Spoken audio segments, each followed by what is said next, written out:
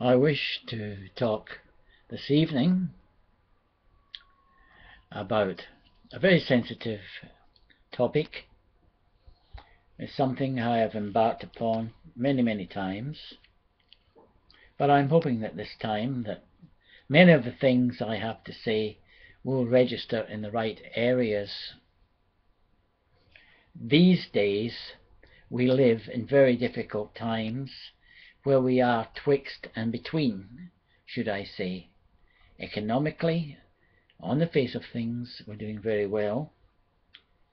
Physically and emotionally, we cannot judge so easily, but there is an undercurrent which is not really terribly obvious to everyone, but to the trained observer in human rights, the marginalized people are becoming more marginalized, and their rights are becoming more and more eroded.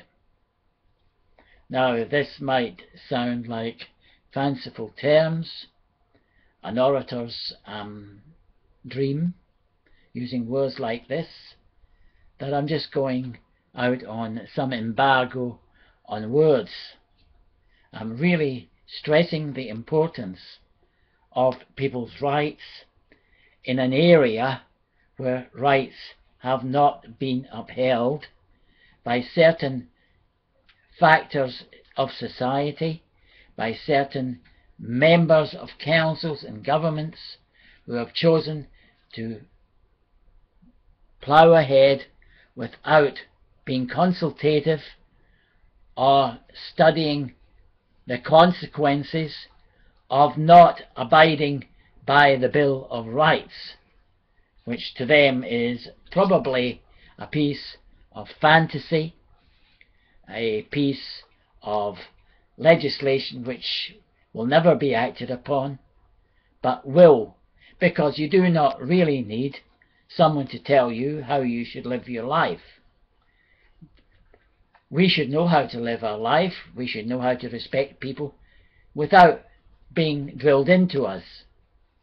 But then there are occasions when we have to tell people just what is required.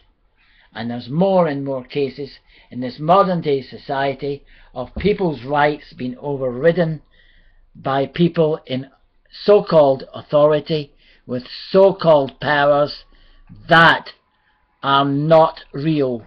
People who are faking these powers, making up ideas and acts of making out that people are criminals. They call it criminalization.